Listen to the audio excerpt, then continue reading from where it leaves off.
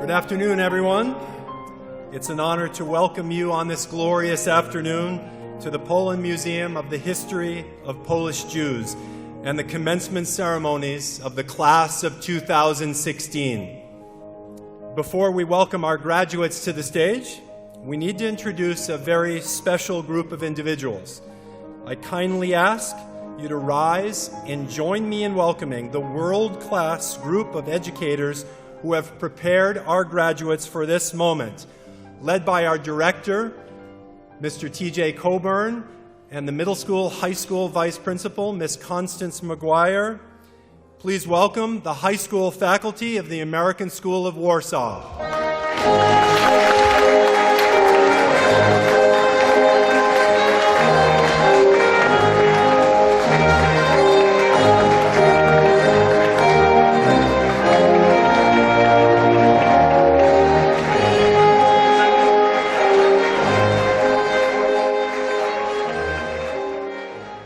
Wonderful. Thank you very much.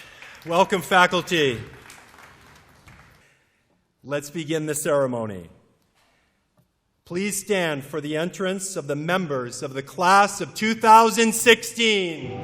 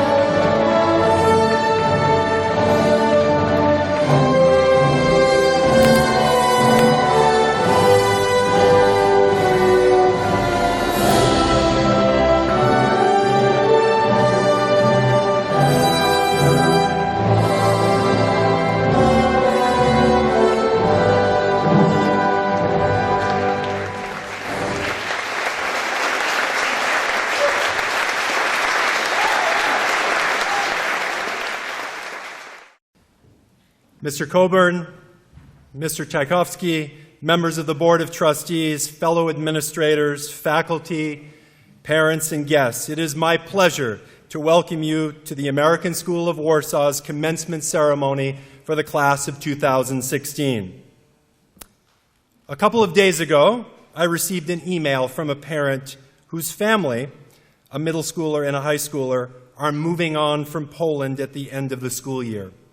The parent wanted to share a poem that her high school daughter had recently written, which embodies her time attending ASW.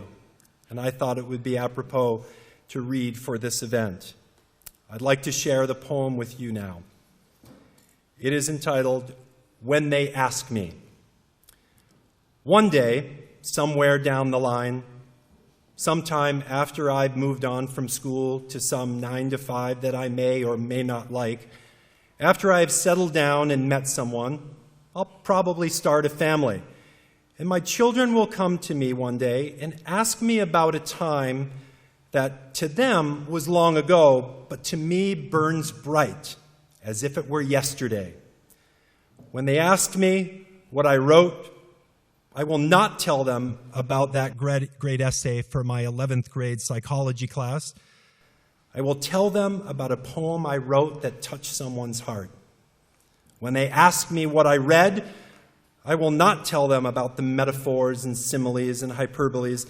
I will tell them about the girl that befriended the dragon and the boy that saved the world. When they ask me what I saw, I will not tell them about the cells magnified by the microscope.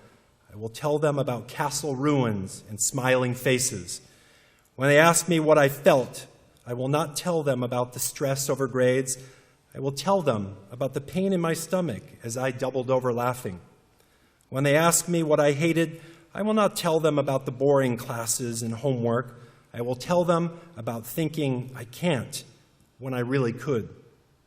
When they ask me what I heard, I will not tell them about cruel comments or mocking scoffs. I will tell them about the laughter and the inside jokes.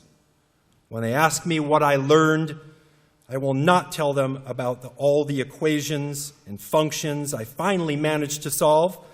I will tell them that I went skydiving, and even though I could not calculate the trajectory of my fall, I learned that I could fly. And when they ask me what I did, I will not tell them that I went mundanely from place to place, home to school and back again. I will tell them that I went on an adventure. Graduates, somewhere down the line, when I'm asked about you, I will not tell them about your incredible legacies at ASW, your hard work, perseverance, fortitude, service, sportsmanship, artistic talent, poise, personality, and passion. I will tell them that it was, quite simply, an absolute pleasure to work with you in my 3 years as principal. After all, as Vedika pointed out at Wednesday's senior lunch, there is not a bad person among you. And that is true. You are all good people who have, in your own unique way, acted as a role model for the other members of our community. Class of 2016, I hope your time at ASW has been an adventure. Go not mundanely across this stage and into the next phase of your life, but fly confidently and know that you have lived. Thank you.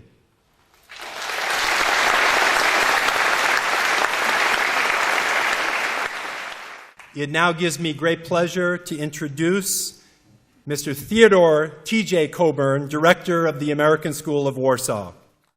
Steve Jobs gave a commencement address a handful of years ago about connecting the dots to his life. What he had discovered is that throughout his life, there had been a series of inner workings, a subconscious connectivity that had been carrying him from one thing to the next. He was fascinated by how so many different parts had come together and how one had built upon the other.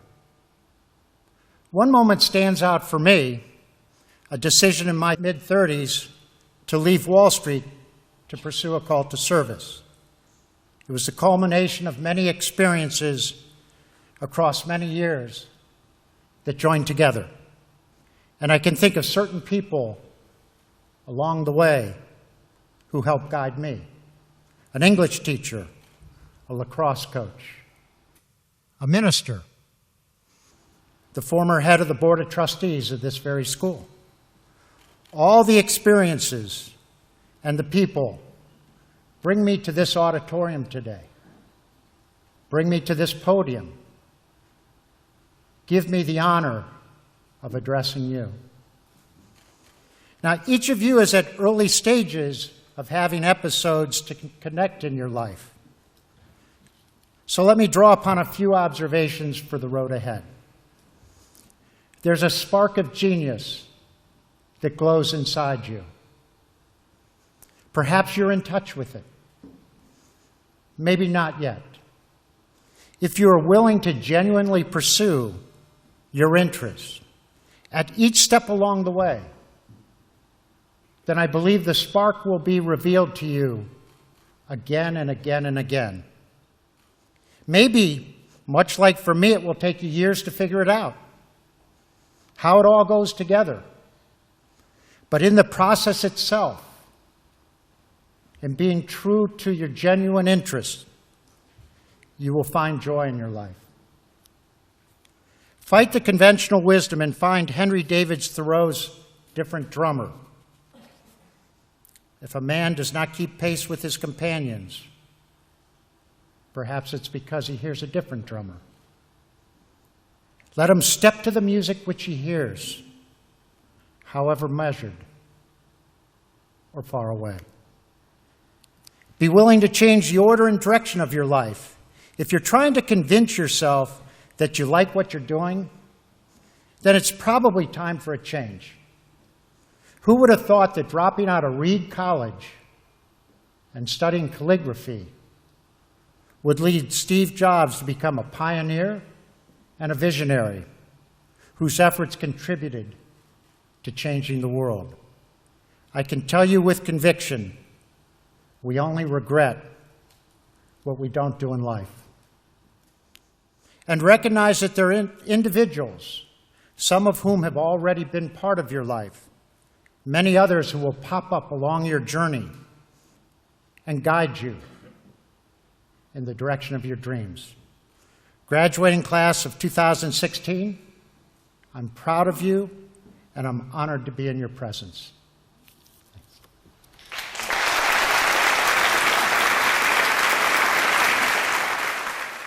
I would now like to ask Mr. William Tchaikovsky to come to the podium. Mr. Tchaikovsky is the ASW Board Chair and Commercial Counselor for the U.S. Embassy. Good afternoon, everyone. Thanks to Director Coburn, Principal Sheehan, faculty, fellow parents, fellow trustees for the opportunity to speak today. I'm the one not wearing a robe that's going to be on this stage, so hopefully I get to say a few things that maybe everyone else won't say. First of all, before I have a chance to congratulate this excellent class, I'd like to take an opportunity to also thank and congratulate others in this audience and ask you all to join me in doing so.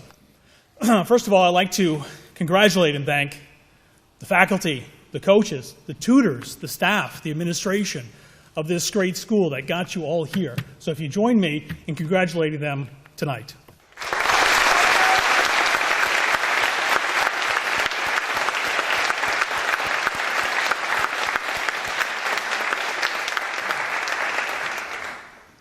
Next up, basically the rest of the audience. If you can join me once again to congratulate and thank the parents, the family, the supporters that are out here in the audience, without whom you never would have gotten where you are in life, let alone in this school. So, once again, join me in thanking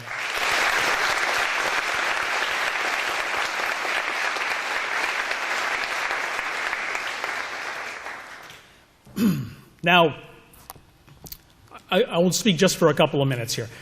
In preparation for my comments today, I took a few moments at home over the last couple of days and tried to think about all of the graduations that I took part in, either where you're sitting or in the audience. And I thought, you know, what are the things that I wish people had told me?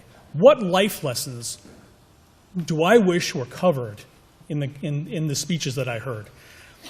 I came up with 6 things. So once again, bear with me. There's 6 things. The first thing, life lesson, number 1, is you need to take care of yourselves from now and into the future. Now, what does that mean? You need to learn to cook for yourselves. You need to learn to do your own laundry. And I should know, because when I was in your spot, graduating from high school, I couldn't boil a pot of water without burning it. I couldn't separate dark colors from light, and I learned the hard way the dangers of that. So, take care of yourselves. If you don't know those things when you go home today, ask somebody, because it's important. Second thing, it's important to set goals. But, and this is what you usually don't hear, but you need to remain flexible. I'm often reminded, unfortunately, by the phrase, man plans and God laughs.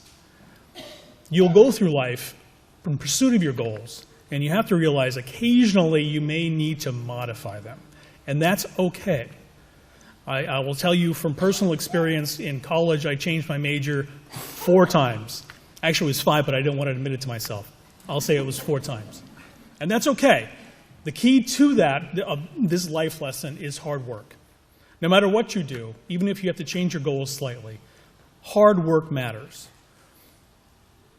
As Michelangelo said, Michelangelo took 4 years to paint the ceiling of the Sistine Chapel. As he put it, if you knew how much work went into it, you wouldn't call it genius. And so, no matter what you do in life, hard work is what matters. Now I'm going to say this third thing, and I put it in the middle because I didn't want anyone to remember it at the very end. Because you don't, during a graduation ceremony, talk about mistakes. But you need to use your mistakes. Use your setbacks to build a brighter future. We always talk about Winston Churchill as an example of success, of victory. But he was beset by numerous setbacks in his personal life and definitely in his professional life. And some of my favorite quotes by him actually deal with this, his determination to deal with setbacks. I'll just read 2 of them because I like them so much. Success is never final. Failure is never fatal. It is courage that counts. And second, success is stumbling from failure to failure with no loss of enthusiasm. I went to high school in Northern California, and I wish someone from the Silicon Valley came and gave my commencement address, because their creed is something that I take very seriously.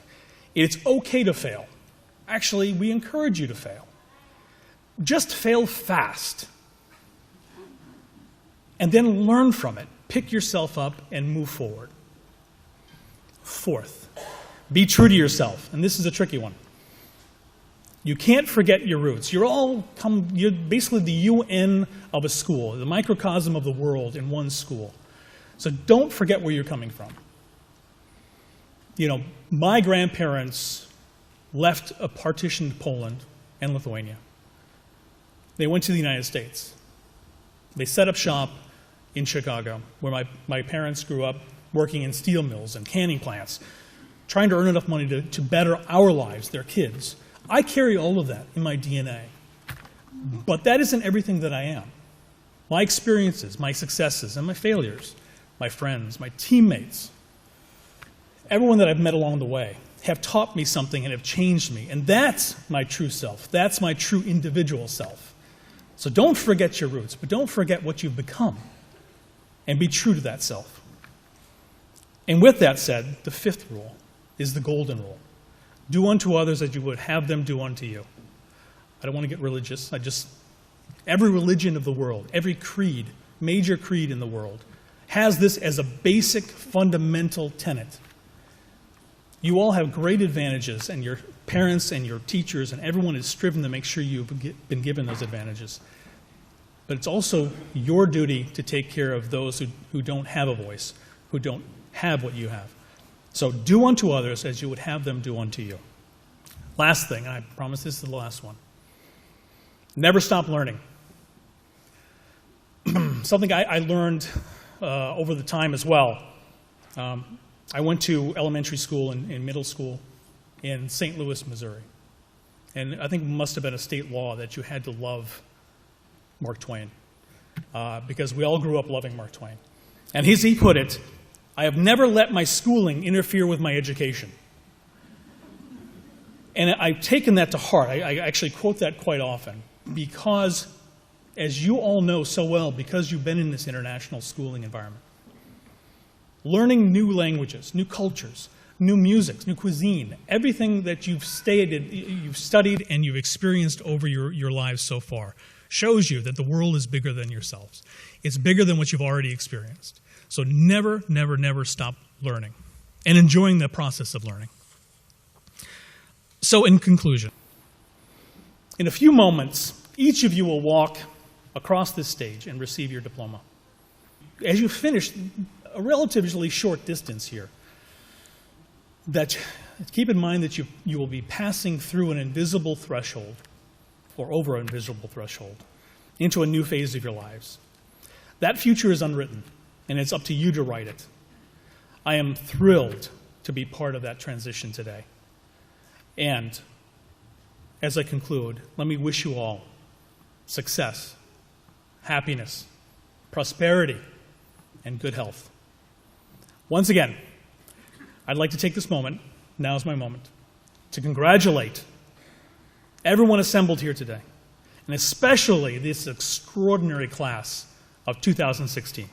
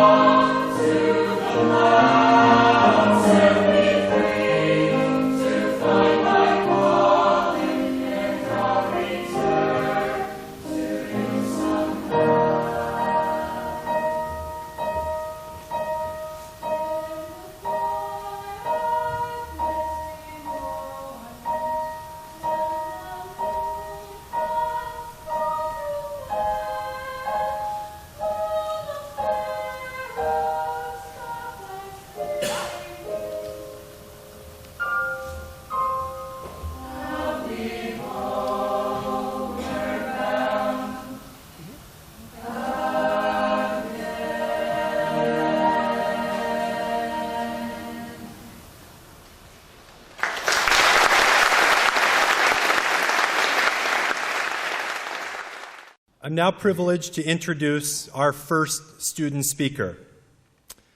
Marta Kozlowska is an invaluable community member.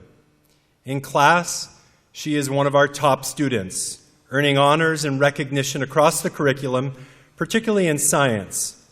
As one of her teachers noted, Marta views the world with scientific eyes, considering possibilities, weighing possibilities, and pursuing possibilities. Outside of class, Marta has made magnificent contributions, as evidenced by the awards she garnered in athletics and arts at Wednesday's recognition assembly. Next year, this determined, ambitious, enthusiastic, and talented student will be attending the University of Edinburgh. It is an honor to invite Marta to the podium to address her classmates and all of you today.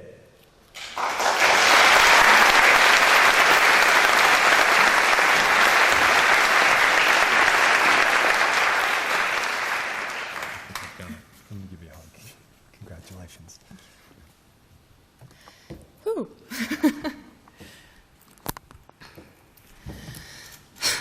ladies and gentlemen, parents, families, distinguished guests, class of 2016.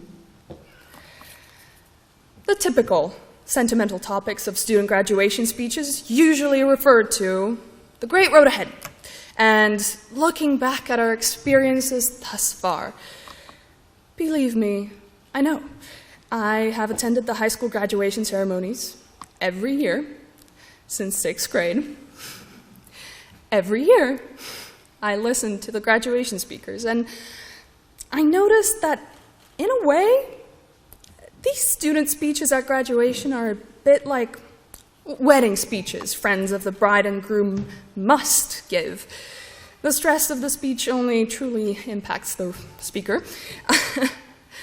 And while the audience simply braces themselves for the emotionally loaded delivery, only significant to some, hi mom, from people who don't particularly know what they're talking about. So now, when I am up on this stage about to give my own sentimental graduation speech, I can't help but ask, how can we know if the road ahead is in reality great? Or whether we will miss our high school years if we are speaking from the perspective of individuals who had only lived a mere 18 or 19 years on this planet. Most of the influential experience we hold stem from the limited and safe environment of school. We don't necessarily know or can advise on what the adult life will be like, if the road ahead will be great, or if we will miss the last most amazing years of high school. High school, or the school for that matter, is the only environment that we truly know, and the only things we can speak in full confidence about are the things that have happened and the things that are happening right now. And even then, what can we really say about the things that have happened are past? Well, even as a sheer high school graduate to be in a few minutes, I've noticed that the past is a strange concept for some to comprehend. These people ruminate over it and hope that their thoughts will change something, undo a detail, an invasive block in the championship game of volleyball, a wrongly chosen accent for a speech and debate duet performance. What if I hadn't done that backflip, missed those 3 weeks of school junior year, and actually learned stoichiometry then? And as with any high school experience, we will have regrets that haunt us at night, the little voice in our heads pointing a finger screaming, you really should have worked on your extended essay during the senior retreat. Or, you're young, you should have gone out with your friends instead of dedicating that much time to the material section of your biology IA. Regret is an annoying friend that wants to hang out constantly just to complain about, well, everything, life. The truth, however, is that we cannot change the past. We cannot fix that double derivative or the forgotten words of a song, regardless of the senseless number of hours spent pondering the possible outcomes, the should-haves and the could-haves. This helplessness may frighten some people. Understandably, nobody likes to be told they don't have control over yet another thing in their life. However, what is within our control is the way we choose to feel about the past. What happened has happened, and the facts remain constant. The song's words forgotten, the integration mistakenly derivatized. But we can choose to accept that unchanging past and simply move on. Then it becomes less of a demon and more like something we can laugh about, the thought of which is not daunting, but rather entertaining. Going on the adventure club trip instead of studying becomes an incredible learning experience and a test of your cramming skills. That F-bomb slip-up in front of Mr. Sheehan turns into a genuinely hilarious story. Just like that, we can accept the regrets as part of our lives, perhaps consider them from time to time and learn. Yes, learn. Still. Because the past is best left remembered and learned from. But how can we know if the knowledge from our own past, us mere 18 and 19-year-olds, is valid or applicable? Should we attempt to extract some form of lesson from our really insubstantial past? Although I do only have those 18 years behind me, and thus the scope of my experiences is fairly limited, to say the least, during this seemingly insignificant period of time, I came across many people who were kind enough to share their own experiences with me and advise me throughout. Interestingly enough, their advice all shared a common lesson, and that uniting idea was appreciation. I know for a fact I would not have gotten to this point in my life, like I am now, and accomplished what I have without my caring and thoughtful parents. This, admittedly, is an obvious fact, as I have spent most of my life with them, and they surprisingly decided to pay for me in this school instead of ditching me for a Porsche or Harley-Davidson. Despite how self-evident it is that my parents are at the root of my achievements, I nonetheless put care into expressing my gratitude for all the things they have taught me and given me. Why? Well, as I have learned going over problems in Ms. Popovich's, Mr. Hoggett's, and Mr. Kaufman's math classes, what may appear obvious to some can be completely imperceptible to others. On a day when our accomplishments are being celebrated, I urge you guys, my fellow classmates, to especially focus on appreciating and expressing that appreciation to the people that helped you become who you are. Graduating seniors, thorough thinkers, caring friends, and achieve what you have. Notable or excellence awards, and extraordinary education, free and unadulterated fun. Well, your parents, your families, your teachers, your friends, random underclassmen who wished you good luck before a chemistry exam, consider them. Take a moment and appreciate the things you've done, the things you have, and where you are in life. Because appreciation is one act that is impossible to regret. And then soon, you may be asking yourselves, but where exactly are we? I personally have absolutely no idea. It feels like we are drifting in and out of some miracle vortex where we are old enough to forget about schoolwork for a while, but young enough to still not know how to do taxes. Some people have told me that this is by far the most exciting time of our lives. The thrill of the last summer vacation, finally being able to focus on something we like. Exams are behind us. We can finally be human beings with interests and non-academic aspirations, not studying machines. Others have told me that this is the most frightening time, when changes are happening faster than we can notice them. Well, right now, I say we bask in the bliss of uncertainty, take advantage of our naivety, and allow all emotions to course through us, making sense of it as we go. And as we look ahead, trying to anticipate the next set of changes, even as we are now, we know some things for certain. We know that we will be saying goodbye to many of our close friends, some of whom we've known for the past 10 years, some for the past 10 months. We know that we will be dealing with hard transitions where we will finally be forced to learn responsible adult things like taxes. We know that we will be managing ways to stay in touch with the ones we love and planning trips back home. The rest is filled with uncertainty, and right now it may appear more daunting than blissful, I must say. We hope that since so many of us have been conditioned through multiple moves to accept goodbyes, that perhaps this time it won't hurt that bad. Looking ahead, some of us are hoping for the right grades to make their firm offer. Others already looking at which dorm they will reside in. New things will happen to each and every one of us, but we should not look as far into the future and hope we foresee those things that we trip over the present. It's important to appreciate the past, stay open to the present, and anticipate the future with open minds and open hearts, because our lives from now on won't be as rigorously organized by school timetables. So it will really only be up to us to recognize opportunities and embrace the chances that come our way. What will happen? Who knows? But this bliss of uncertainty is the most exciting part of it all. Thank you.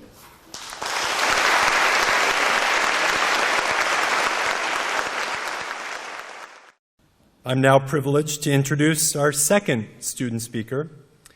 In the words of one faculty member, while her academics are very strong, what most stands out about Mariana Silva is her deep and abiding humanity. Mariana is kind to everyone. She gives her best in every situation and is the type of person who remembers details, treats others with respect, and will find success in any field she chooses to pursue, because she only knows how to give her best effort, all while believing that everyone else is doing the same thing. This enables her to bring out the best in her colleagues, to give constructive feedback that others welcome, and to lead without being directive or controlling. This year's Spirit Award winner, Mariana embodies the best of our ASW students. Next year, this principled, tolerant, reliable, deeply ethical, and profoundly nice student will be attending Warwick University. It is an honor to invite Mariana to the podium to speak to all of you today.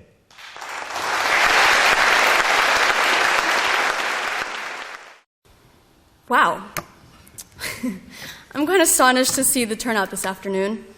An audience like this is big enough to serve as a representative sample for a psychology experiment. Actually, this is a perfect opportunity to conduct a quick case study. Class of 2016.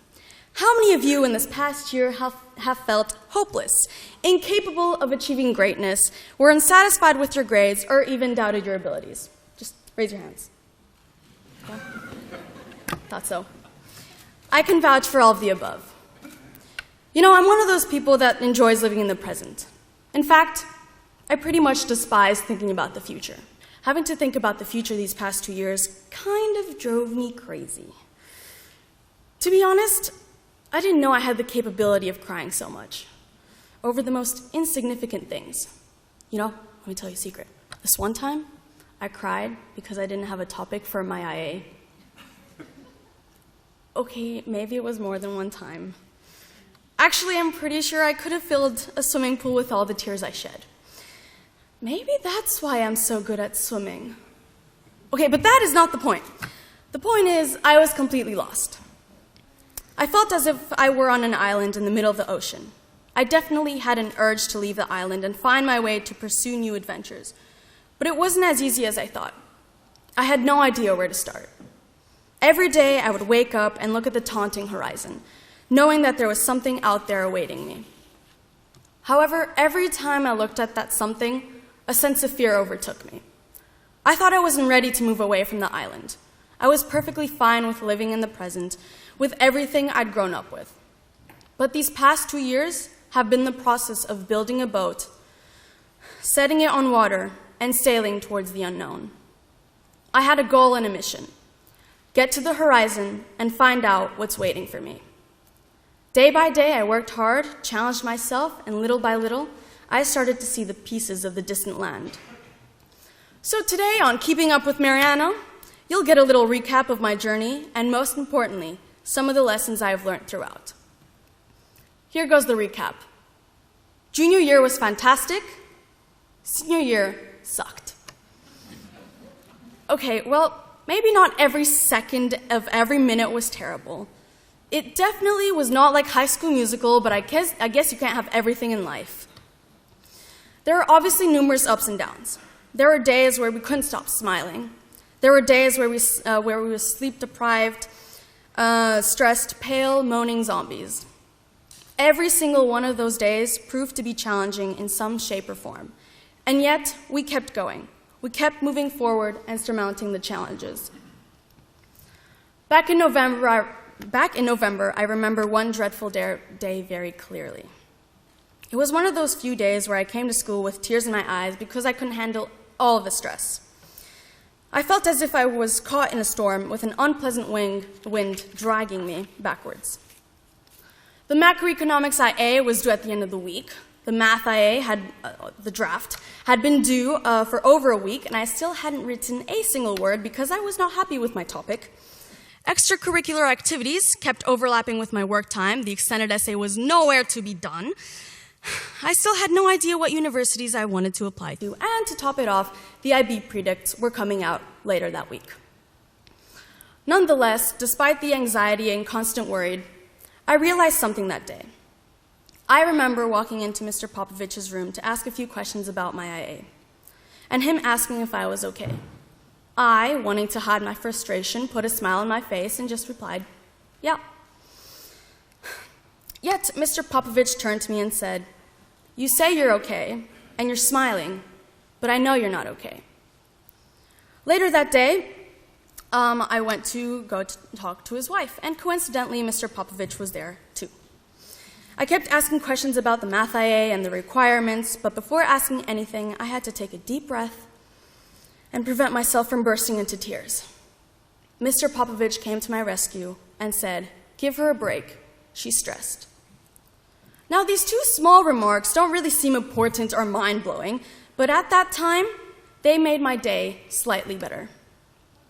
That day, I came to realize that there are always people surrounding us who understand what we are going through and who want to help, even if it's by solely acknowledging that we're not having the best of days. We are never alone, and although we want to be strong, there are days where we have to let go and let others help us. Looking back at our time together, I wouldn't have survived without my friends. They're the ones that helped me row against the bad currents. Whenever I felt like the odds were against my favors, I could always count on Mega to hug me so hard that I could feel my organs flying to Australia. I could count on Chris's insomnia to keep me motivated late at night. I could count on Reese to brighten my days with his spontaneous singing. I could count on Vetica with her delicious delights brought to you by hotchocolatehits.blogspot.com. I could count on pretty much everyone to keep me afloat in my journey as we bonded through our senior year. But at times when we were all stressed, we had to, most of all, count on ourselves. When there was no wind in the sails, we had to create our own wind. For example, last year I wanted to continue being part of the music program at ASW, but because of the constricting IB schedule, it was hard to do so. Yet, as the swim coaches have taught me, opportunities don't just happen. We create them. And so I contacted Mrs. Schmidtke, and we gathered a group of people to create the choir club. I learned from my swim coaches that in order to achieve your goals, you have to envision them and plan accordingly. Don't wait until the perfect time, place, or a sign from the universe. Take matters into your own hands. In other words, create your own wind to continue your path towards the horizon. In my journey, I have definitely encountered some sea monsters and pirates. Many times, my fears were my monsters. Ever since I was small, I have hated speaking in public and performing in front of others. In fact, back in preschool in Poznan, every time we had a parent presentation and the children needed to talk, I was never given the microphone. Instead, I would be timid and hide behind one of the other kids. But ASW has taught me to put myself out there and overcome my fears by looking them straight in the eye. In the years I spent at ASW, I have performed in musicals, theater performances, coffee house sessions, spoken at assemblies, and here I am today, speaking at my graduation. To sum it up, I have overcome one of my sea monsters. By doing so, I have become more daring, taken more risks, and put myself out there, which has helped me become the person I am today. The hardest fights are the ones against yourself. If you conquer those fights, I can guarantee you will get get to places you have never been to before. Today is the beginning of a new voyage, a continuation of the search for the promised land across the sea, the land of adulthood. Today is a day of goodbyes, but most importantly, a day of hellos. Hello to the future, hello to the people we will meet, hello to the new opportunities that will arise, hello to the unexplored. I've been taught at ASW, from seeing people coming and going, that goodbyes are ephemeral. So instead of saying goodbye, I'm saying, see you later, alligator. Because I know that in the near future, we will cross paths. Today is an emotional day. We close one chapter of our life and begin writing the next one. Change is inevitable, and in the upcoming months, we will float away from the familiar and move towards the unfamiliar. Today is a bittersweet ending. But as Dr. Seuss once said, don't cry because it's over, smile because it happened. As I've extracted from my extended essay on gratitude and forgiveness, one of the greatest lessons you can learn in life is to be grateful. I'm thankful for my teachers from kindergarten to senior year who are, without a doubt, passionate about their jobs and put an immense effort into enriching our education. I'm thankful for my family for loving me with all their heart and soul. And today, I'm thankful to proudly announce that I am one step closer to reaching the promised land on the other side of the horizon. Despite the storms, loss of motivation, feeling as if the odds were not in my favor, I kept going to discover what was beyond the horizon. To my fellow classmates, when you find yourselves looking at the horizon, when you find yourselves not knowing what to do, when you find yourselves lost, do not worry. The unknown is scary, but it is also exciting. It should propel you to search for new, thrilling quests from which you can learn. Take the first steps, and I guarantee you that everything else will set into place. The best part is, when you reach the land on the other side of the horizon, you already know your way back. So, for whatever reason you don't end up where you want to be, don't panic, because you can always return home, where once again you can search for a new horizon and go on another quest to find distant lands. Thank you.